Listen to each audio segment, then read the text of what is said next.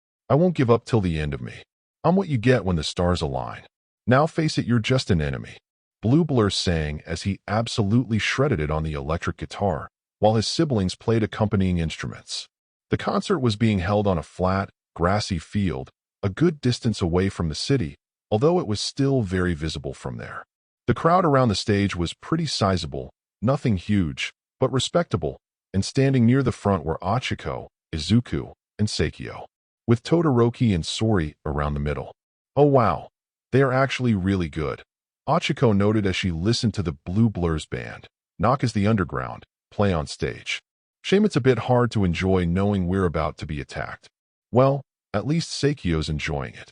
Izuku chuckled as he looked down at Seikyo, who was doing some serious headbanging. My body is moving on its own, and I do not mind, Seikyo shouted as she continued to bang her head. So, what are the chances he doesn't take the bait? Achiko asked, holding Izuku's hand. Not big. Our guy on the inside gave us Shredder's real name. After that, we started to use Alice's quirk on him. He's been obsessing about killing me for days. And today he's almost certainly going to jump at the chance to try and kill me, Izuku explained as he leaned against Achiko. Sir. Suddenly someone spoke in the earpiece Izuku wore. The foot spies have taken action and think they are in control of the portal systems. Izuku's body went rigid, and Achiko, feeling that the mood had changed, did the same. It's begun. Suddenly danger's sense came to life, and Achiko's body reacted, grabbing Izuku and jumping out of the way, as suddenly Shredder's fist tore through the space where Izuku's head had been and stabbed forward. Immediately, the music stopped, and the people around them started to run and panic. Of course, these people weren't really people. Izuku would never endanger people like that. These were either Midoriya Foundation Army members, or what they called LMDS life model decoys, androids that were indistinguishable from humans, but completely non-sentient. The Midoriya Foundation Army came out of disguise and started helping the people evacuate, alongside Blue Blur's siblings, while Todoroki, Sori, and Blue Blur himself went over to Izuku. Izuku watched as Shredder's fist quickly sunk back in through the portal, and the portal closed. Everyone, remember the plan. A good distance away, portals started opening directly across from them. And from those portals came the Foot. First was Shredder, then behind him was Scorpion, Sub-Zero, Rain, Reptile, and Cybot, and what looked to be a black android, whose chest glowed blue. And then behind them was an army. Ninjas, robots, and mutants. Shredder stepped forward. Midoriya Izuku, I have brought to you your death. Have you taken care of the ninjas? Izuku asked, although he acted like he was asking something more panicky. After all, he didn't want to tip off Shredder that this was a trap. Yes, sir. Portal systems are back under our control, said the agent over the comms. Good. Stand by for orders, Izuku said. Triborg, Shredder said, calling the robot forward. Kill him. Orders received. Commencing termination. Triborg said. Boom. Triborg exploded forward in a massive burst of speed. Okiko put her arm in front of Izuku, and Sori rushed forward to try and intercept the android. However, as Sori thrust her claw at the android, suddenly, its body turned into smoke and passed through Sori's attack.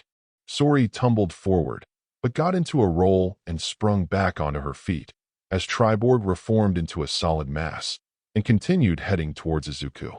As Triborg raised its first to attack Izuku, Ochiko got ready to punch it away. Crockum. Suddenly Raiden came in, striking Triborg in the arm, and sending the android flying to the side. Triborg flew through the air, gaining quite a bit of distance before it hit the tumbling a bit before getting back on its feet and stopping itself. It looked down to see that the arm had been struck, noticing a slash in its armor. Problem detected. I cannot focus on pursuing Izuku Midoriya while this threat is active, or else this unit will be destroyed. Curses. Fine, kill the cyborg as quickly as possible. Then focus back on Midoriya. Shredder ordered. Orders received, Triborg said, before properly turning his attention towards Raiden and raising his arm. Suddenly, a missile launcher teleported onto his arm and shot 4 missiles at Raiden. Seikyo caught the missiles with her telekinesis, causing them to explode mid-flight. So they did make an android using fractals, and a powerful one at that. Damn it, Izuku thought. Raiden, take care of him. Understood, Raiden said. Crockum. Raiden rushed forward as a bolt of lightning, rushing at Triborg. However, as soon as Raiden's sword reached him, Triborg turned into smoke for an instant, allowing Raiden to rush through him harmlessly. Normally this would mean Raiden would keep rushing past until he hit something. However, naturally, Izuku wouldn't allow such a weakness to be overlooked. Raiden, realizing he had gone past his target, activated the stop fractal, stopping him in his tracks. This guy is going to be annoying, isn't he? All forces, charge, Shredder shouted. Suddenly he, and all of his forces, ran forward towards Izuku and his group. Blur, sonic boom, max power on Triborg, Izuku ordered as his foes ran towards him as a massive horde. I have a feeling this one's gonna hurt, Blur said before, dashing away at max speed. Todoroki, Izuku called. Do your thing. Todoroki stepped forward and shot out a massive iceberg that rushed toward their foes at startling speeds. Shredder's eyes widened as he saw the iceberg approaching. He slashed a portal through the air, leading him closer to Izuku, and jumped through. Scorpion vanished in a burst of flames. As Reptile grabbed Cybot and Sub-Zero and leapt into the air, over the iceberg, while Rain shot pressurized jets of water out of his hands, launching himself over the iceberg. And everyone else was completely engulfed by the iceberg, frozen and trapped in its clutches, as the iceberg overtook the portals, blocking any more enemies from coming through them. Todoroki looked up at the airborne ninja and aimed his left hand, igniting it and getting ready to shoot out a wave of fire, only for Scorpion to appear behind him, sword primed and ready to stab him through the heart. Shoto barely noticed him and tried to summon ice behind him to engulf Scorpion, but it would be too late. By the time the ice reached him, he'd already have been run through, if not for Sori running in and kicking Scorpion in the head, sending him flying away, before vanishing in a burst of flames, mid-air. Thanks, Todoroki said, before turning his attention back up toward the descending ninja only to find that they were using their quirks to cover their descent. Reptile was spitting down acid at them, Sub-Zero rained down freezing blasts of energy, Rain fired down water blasts, and Cybot made clones of himself. Sori grabbed Todoroki and jumped out of the way of the attacks, but this allowed the ninja to reach the ground safely. "Alright, you pieces of shit. Time to take a nap," Sori snarled, before activating her fractal. With an insane burst of speed, Sori rushed her foes. Too fast for them to see, Sori easily destroyed all of Sabit's clones, before punching the real one flat on his behind, kicking Sub-Zero in the head, and then going for Reptile. Sori delivered a devastating drop kick to Reptile's chest, sending him flying. However, the moment Sori dropped to the ground and tried to get back up, she realized just how much of a mistake that was. "Ag! Shit!" Sori hissed in pain, as she felt a strong burning sensation in her feet, making it hard to stand and forcing her to stumble. Crack! In the brief moment of her stumbling, Sub-Zero, still on the ground, managed to shoot a blast of freezing energy at her foot, freezing it. "Fuck!" Sori swore, now unable to feel her left foot. "My body is covered in a thin layer of my extremely potent acid. Attack me at your own risk." Reptile growled as he got up, rubbing his now bruised chest. TCH. Sori lifted her frozen foot in the air and then smashed it into the ground, breaking the ice apart, although she still couldn't feel or move that foot, and the chilling feeling in her bones hurt like hell. "You're gonna have to try a bit harder than that." Cybot got up and created more clones, and then, along with Sub-Zero and Reptile, started attacking Sori, while she dodged everything. Now with far greater difficulty, her injuries heavily reduced her speed. Todoroki was about to rush in and assist her, but he heard the sound of water to his right, and quickly made an ice wall. A blast of water in the shape of a blade smashed into the wall, shattering it. "Shoto Todoroki," Rain said, "I do hope you put up at least a little bit of a fight."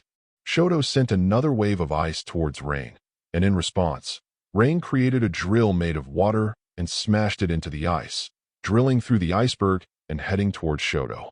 Seeing his ice crack, Todoroki jumped out of the way as the drill burst out of the ice. "Looks like this is going to hold me up for a bit. Damn it. Uraraka, Midoriya, you're going to have to hold up by yourselves for a little while," Todoroki thought. Meanwhile, Shredder continued to close in on Izuku, Achiko, and Seikyo. Seikyo put up a force field around herself and Izuku. "Grandmother, I will protect grandfather. You can go fight." "Grandmother? Wait, not the time." "Thanks, Seikyo," Achiko said, before running toward Shredder. Seeing Achiko coming at him, Shredder, just before Achiko reached him, slashed open another portal, right in front of Achiko. Ree-ee-ee. Suddenly a massive swarm of those Mauser robots flooded out. Huak! Achiko was taken off guard and immediately was buried under a pile of the small robots that tried to bite and scratch at her, not doing any real damage, but keeping her in place for just a moment. Shredder jumped up and came down towards Achiko, his claws aimed right for her chest. Achiko couldn't see, but danger sense told her exactly what was happening. She raised her hand up through the swarm of Mausers, and then a mass of black whips, winded together, slammed into Shredder's stomach. Pwaff! Shredder's mask fell off, as the air was knocked out of him with one mighty blow. Achiko tossed him to the side with her whips before recalling them. Then she slammed her fist into the ground, causing the battlefield to shake, and kicking up an explosion of wind that sent the Mausers flying off and away from her. With them gone, Achiko got up, back on her feet, and turned her attention towards Shredder, who had also gotten back up. But just as Achiko was about to rush at him again, suddenly she felt someone grab her shoulder. "Huh, get over here," shouted Scorpion, before teleporting himself and Achiko away in a burst of flames. "Achiko!" Izuku shouted out in a panic after seeing her vanish. He immediately turned his attention to Shredder. "Where did she go? Where did he take her?" "She is the least of your concerns," Shredder said as he approached the shield Izuku and Seikyo were hiding behind. He stopped and looked at it, looking almost insulted. "Even now you hide behind children. Do you think a pathetic shield made by a child could possibly stop me? If it's so pathetic, try cutting through it." Seikyo scowled, looking quite insulted herself by Shredder's remarks. "Humph." Shredder launched his fist forwards and sliced the barrier. His claws easily cut through it. But the moment the barrier was cut, Seikyo repaired, leaving them back where they started. "What? Cut through it all you want. I'll just repair it again," Seikyo taunted. "Clever, but I've played with you enough," Shredder said,